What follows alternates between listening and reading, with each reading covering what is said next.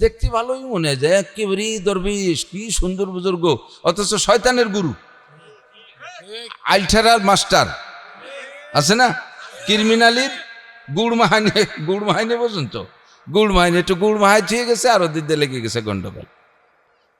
দরজায় সুন্দর একটা গেট বানাইছে কাঁচ দিয়ে, কাঁচের এত সুন্দর গেট দেখে সহ্য আছে না, এই ক্রিমিনাল একটা ওই জায়গায় একটু গুড় মাহাই ছুঁয়েছে, তেমন কিছু করে নাই, তো গুড় একটু মাহাই ছুঁয়ে সে জায়গা পিঁপড়ে গেছে, কতগুলো পিঁপড়ে দেখে পিঁপড়ে খাতে জেঠি গেছে, জেঠি দেখে জেঠিরে মারতে জন্য বিলেই গেছে, বিলেইতে জড়াজড়ি দেখছে, তাই দিয়ে কুত্তো গেছে, 5-7টা কুত্তো যে জড়াজড়ি হতে কাছের গেট ভেঙে ফেলাইছে।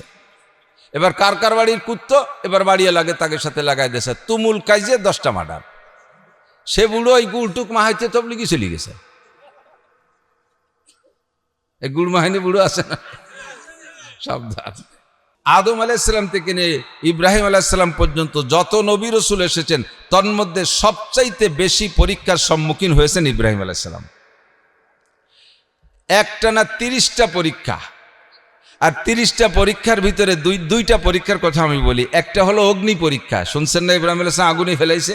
অগ্নি পরীক্ষা নামে একটা প্রবাদ, একটা পরিভাষা আমাদের মাঝে প্রসিদ্ধ আছে, কিন্তু আমরা কেউ কি এখনো অগ্নি পরীক্ষার সম্মুখীন হয়েছি? হয়তো বড় কোনো বিপদে পড়েছি, আর সেই বিপদ থেকে উদ্ধারের পরে নিজেরা বলি এটা অগ্নি পরীক্ষার সম্মুখীন হয়েছিলাম। মূলত আসল অগ্নি পরীক্ষার সম্মুখীন হযরত ইব্রাহিম আলাইহিস সালাম।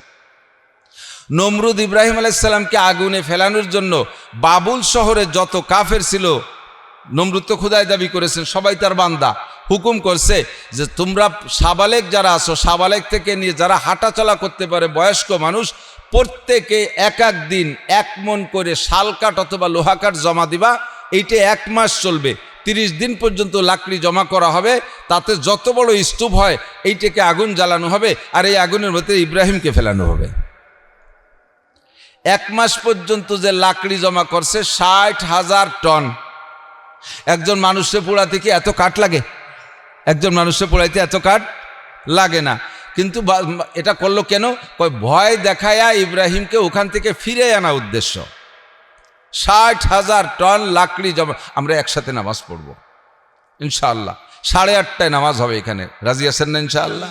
আজকে একটা দিনের জন্য আমরা সে নিচ্ছি সময়টা, ঠিক আছে? পাশের মসজিদ আল্লাহর আজান দিয়ে টাইম মতো পড়তেছে, পড়ুক, আমরা এখানে পড়বো ইনশাআল্লাহ, বড় জামাতে পড়বো।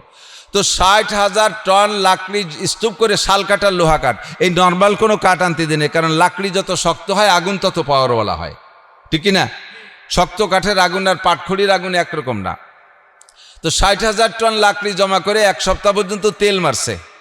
1 সপ্তাহ পর্যন্ত চতুর্দিক দিয়ে বড় বড় ফুঙ্কার দিয়া হুয়াইয়া আগুন জ্বালাইছে।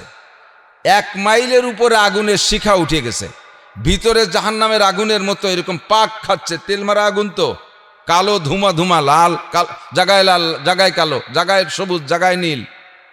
বিশাল চড়ক একটা বাঁধে, চড়কের মাথায় ইব্রাহিম আলাইহিস সালাম রে বাঁধছে, কারণ ওই আগুনে তো কাছে যে ফেলানো সম্ভব না। কিচ্ছা মোটামুটি জানেন, আমি একটু মাথায় বলছি।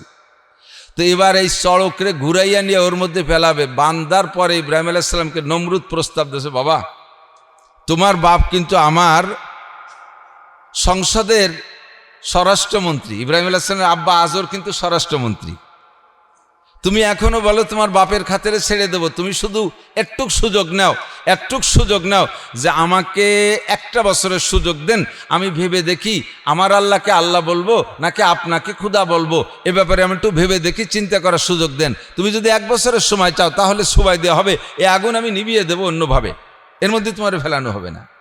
চড়কের মাথায় বান্দা ইব্রাহিম আলাইহিস সালাম বলতেছে, এ জায়গা তো ভাবা চিন্তার কিছু নেই, তোমারে খোদা বলবো না আর আমার আল্লাহই আল্লাহ, এ জায়গা ভাবার জন্য আমার বছর লাগবে না, আমি এখনই ভেবে ফেলতে পারি। তা বলো কি বলবা? কয় যে লা ইলাহা ইল্লাল্লাহ ইব্রাহিম খলিলুল্লাহ, বলি না সুবহানাল্লাহ।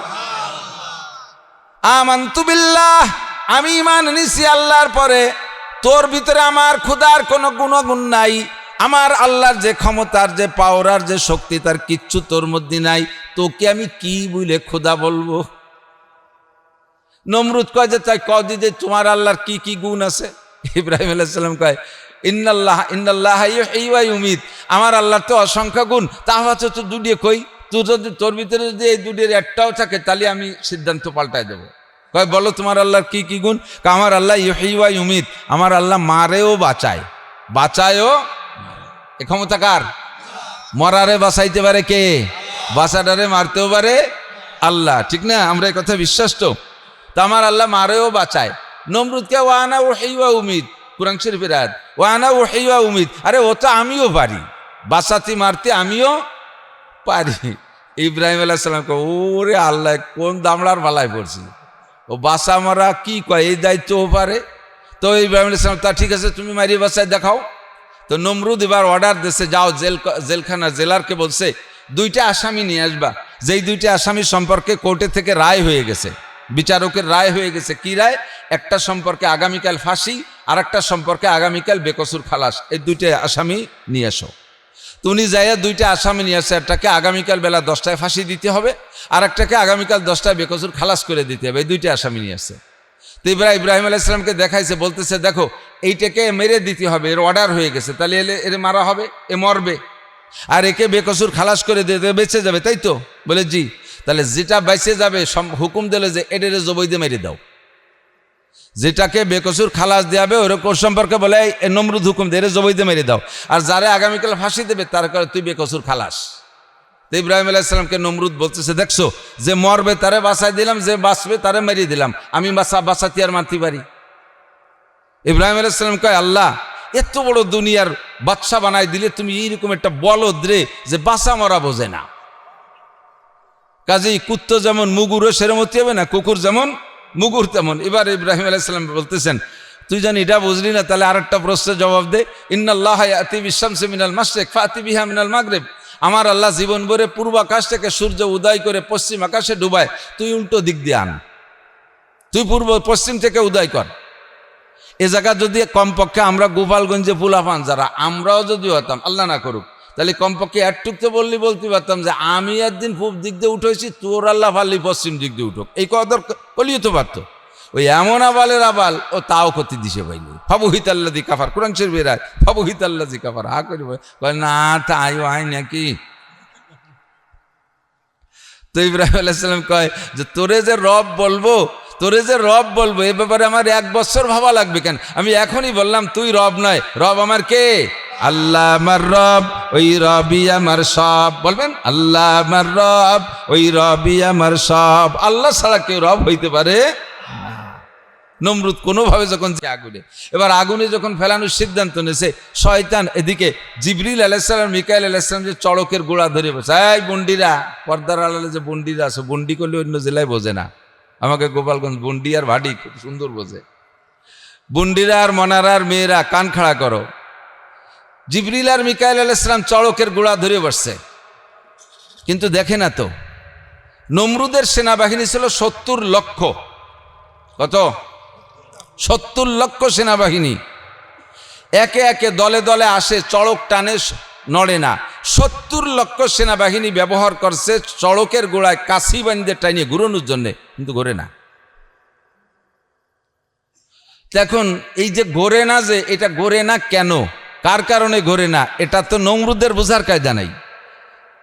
শয়তান ইবলিস জানে, ও তো দেখতেছে, ও যাইয়া নমরুদের কাছে যে মুরব্বী সাইজে, কিছু মুরব্বী থাকে তো এরকম সমাজে, দেখতে ভালোই মনে হয় যে একেবারে দরবেশ, কি সুন্দর বুজুর্গ, অথচ শয়তানের গুরু, আইলঠারার মাস্টার আছে না, ক্রিমিনালির গুড় মাহাইনে পর্যন্ত, গুড় মাহাইনে একটু গুড় মাহাই ছুঁয়ে গেছে, আরো দিতে লেগে গেছে গন্ডগোল।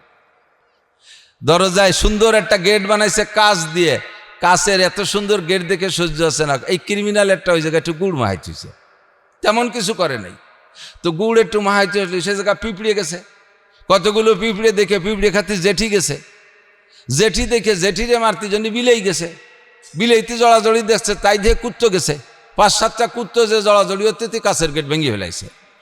এবার কার কার বাড়ির কুত্তো এবার বাড়িয়ে লাগে, তাকে সাথে লাগাই দিয়েছে, তুমুল কাইজে 10টা মার্ডার। সে বুড়ো ওই গুড়টুক মাহাইতে তবলিগি চলে গেছে। এই গুড় মাহাইনি বুড়ো আছে না, সাবধান। তো শয়তান গুড় মাহাইনি বুড়ো, ও যে নমরুদরে বলতেছে মিস্টার চড়ক ঘোরে না কেন?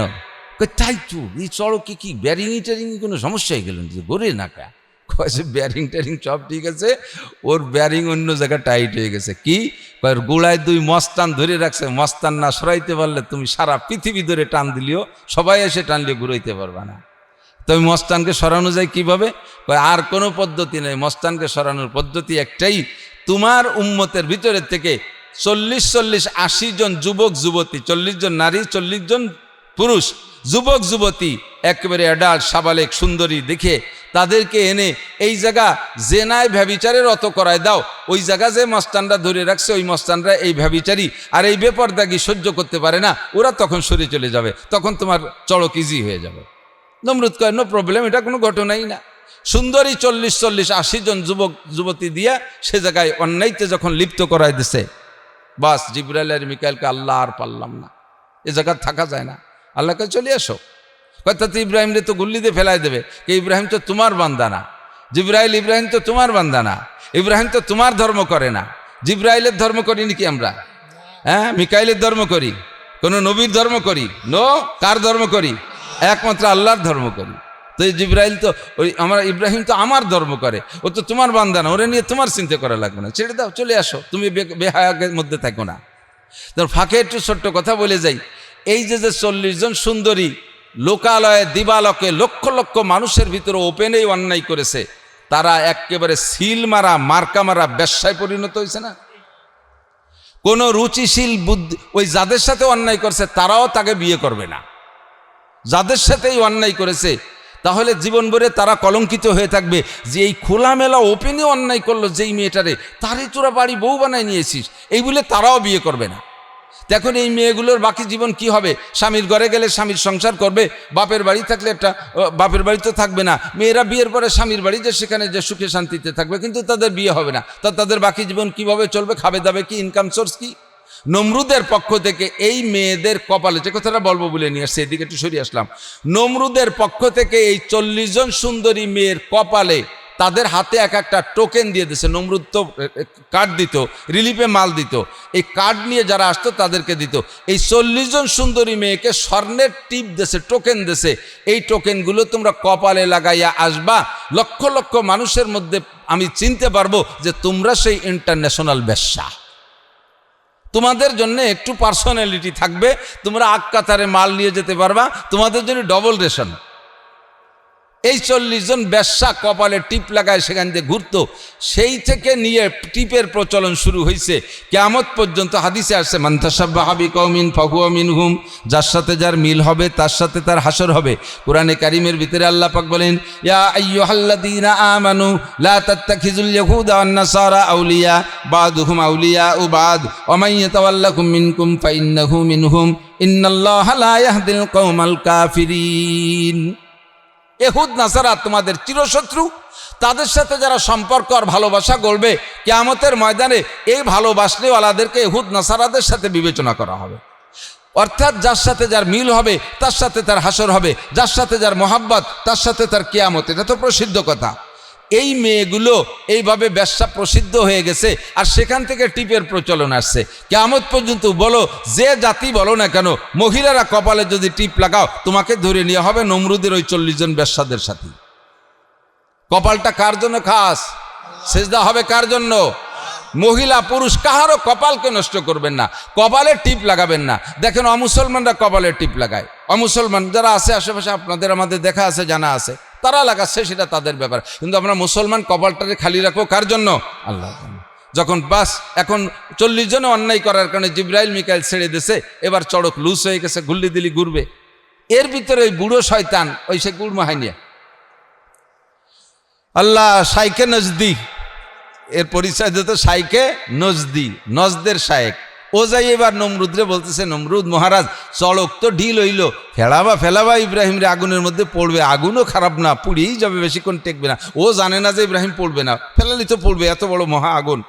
তো বলতেছে যে এবার ইব্রাহিম আলাইহিস সালামকে অপমান করার জন্য, আবার ইব্রাহিম আলাইহিস সালাম কি কোনো কলেজের প্রফেসর? কথা কয় না।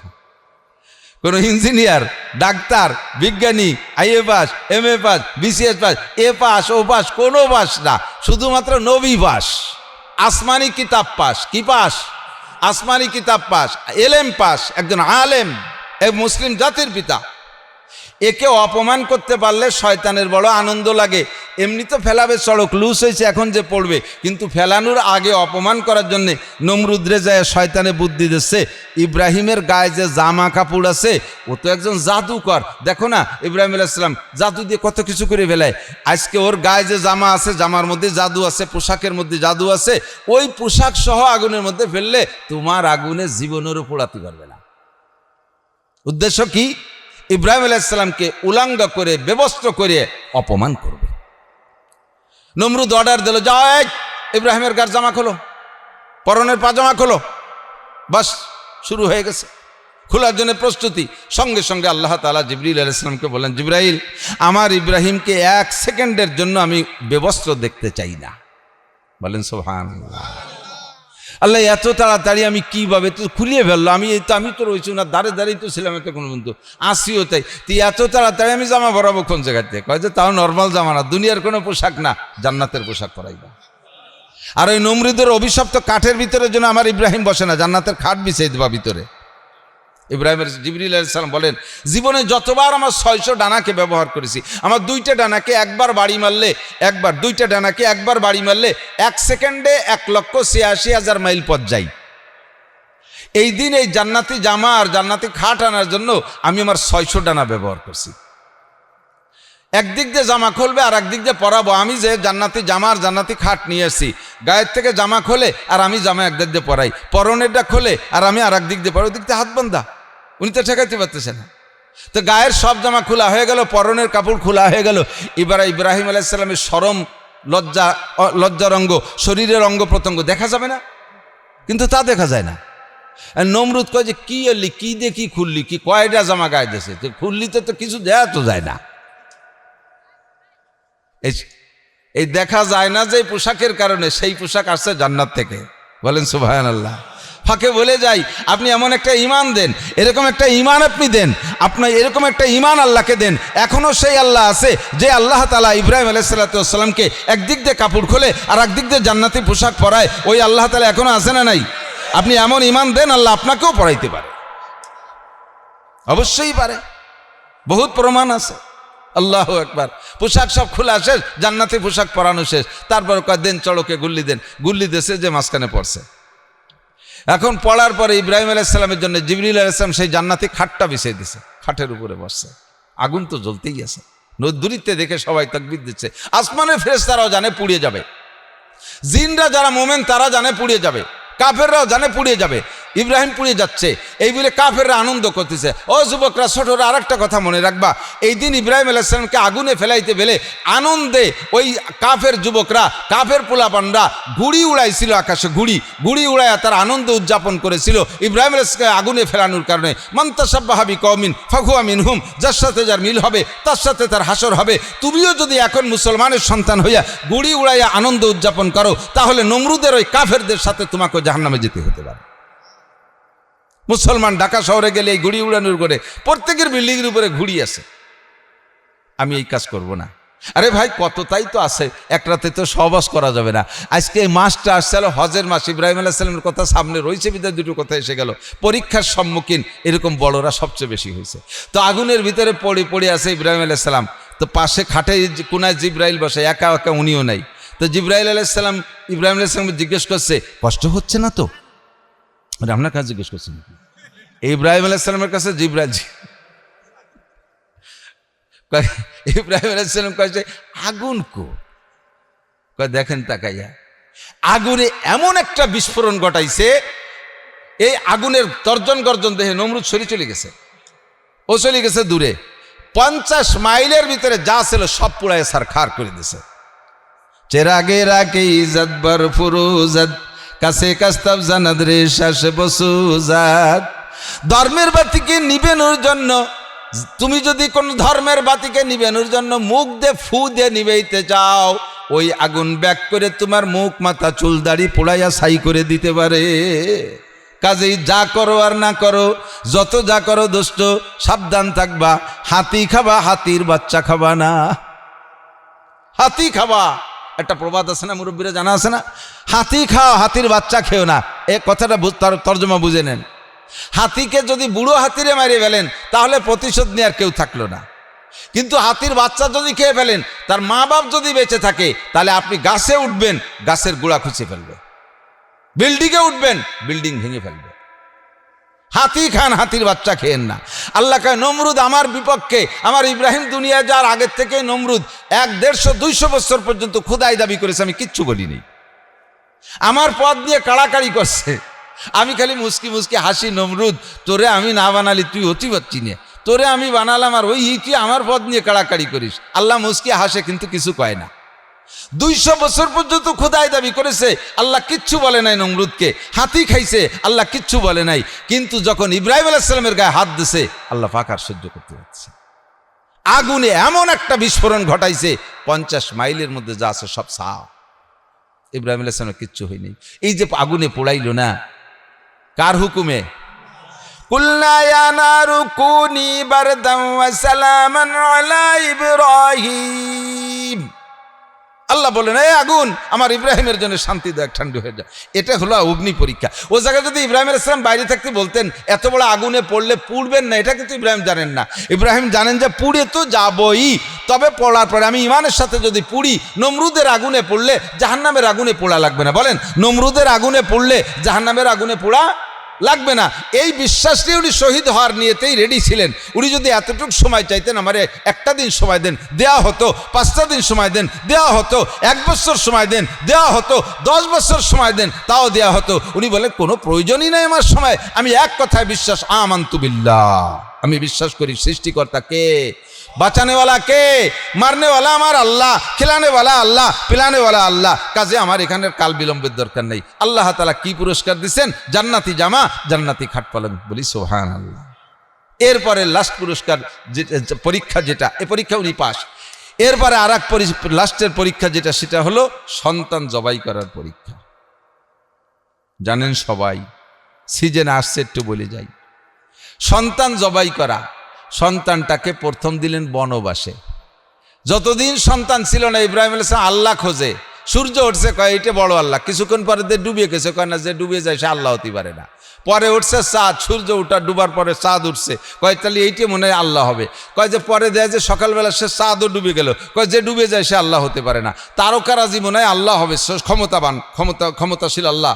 তো কিছুক্ষণ পরে দেখে যে তারকাও ডুবে, কয় যে ডুবে যায় সে আল্লাহ হতে পারে না। এভাবে ছেলেবেলা থেকে আল্লাহকে খোঁজে, ছেলেবেলা থেকে আল্লাহকে খুঁজে। ইব্রাহিম আলাইহিস সালাম খুঁজতে খুঁজতে আল্লাহকে পেয়েছেন। বয়স তখন 98 বছর, নবুয়তি পেলেন। মাঝে তো এই ঘটনাগুলো বহুত ঘটে গেছে, নমরুদ ইত্যাদির দিকের সাথে। 98 বছর বয়সে সন্তানাদি কেউ নাই। বলতেছে রব্বি হাবলি মিনাস সালিহিন, আল্লাহ আমি তো চলে যাব, আর তো কোনো নবী আপাতত নাই। আমার বংশে যদি একটা নেক সন্তান হইতো, আমার তোমার এই দিনের কাজ সে প্রচার করতো, সে কাজগুলো করতো। আল্লাহ পাক তার দোয়া কবুল করছেন, তাকে একটা নেক সন্তান দিয়েছেন। সন্তানটার নাম ইসমাইল আলাইহিস সালাম। সন্তানের নাম কি? কিছুদিন আগে শুনেছিলেন ইহুদিরা চক্রান্ত করে ইসমাইলের পরিবর্তে ইসহাক আলাইহিস সালামের, ইব্রাহিম আলাইহিস সালামের প্রথম সন্তান বানানোর চেষ্টা করতেছিল। সেটা মোটামুটি টিকতে পারে না উলামায়ে কেরামের দলিলের সামনে।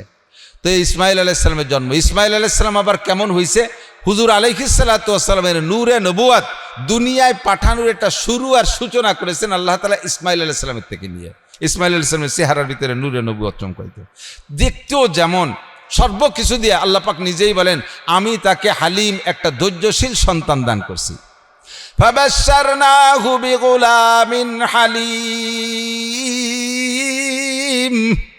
আমি তাকে একটা ধৈর্যশীল সন্তানের সুসংবাদ দিলাম। বয়স 98। বয়স কত? 98।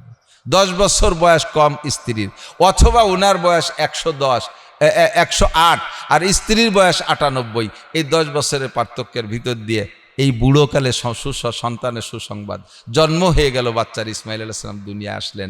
এখন এতদিন পর্যন্ত আল্লাহকে খুঁজেন, শুধু আসমানের দিক তাকায়। এখন যখন বুড়োকালে, এটি খেয়াল করেন, খেয়াল করতেছে না, মানুষের সময় মতো 22, 23, 24, 25 বছর বয়সেই তো বেশিরভাগ বিয়ে করে। আর ইদানিং তো আল্লাহর রহমতে আরও কাছায় গেছে, 12, 14, 15, 16 বছরে বিয়ে হয়ে সাফ করে ফেলা দিচ্ছে। তো মোটামুটি বিয়ের ভালো একটা বয়স 23, 24, 25 বছর। এই বয়সে বিয়ে করলে বাচ্চা একটা হইলে অনেক সময় কিন্তু লজ্জায় প্রথম সন্তান দেখতেও যেতে চায় না, লজ্জা বোধ করে। আমি এত তাড়াতাড়ি আব্বা হয়ে গেলাম, সবাই কি করবেন, একটু লুকায় ফেলায় থাকে। আস্তে আস্তে বাপ বেটার সম্পর্ক হয়। তো এইভাবে 4-5টা ছেলে মেয়ে হয়ে গেছে, সে মাঝ বয়সে যে স্ত্রী মারা গেছে, বুড়োকালে যদি আর একটা বিয়ে করে আর সেই কালে যদি একটা সন্তান হয়, আগেরগুলো কেমন সব শতালু হয়ে যায়, তাকে সাথে ভালো সম্পর্ক দেয় না। এই বুড়ো আগের ডুন্ডে জীবনও করলে আরে নাই, বুড়োকালে যেটা হয়েছে ওরে কপাল, তার আউলাখের চুমো দেয়, মুই চুমো দেয়, ভাষায় চুমো দেয়, কি আদর। আগের ছেলে মেয়েরাকে দেও, বুড়োর কুয়োরা দেও, তামাশা করতে। তো বাহারহাল বুড়োকালে যদি এরকম সন্তান হয় তার প্রতি টান বেশি হয়।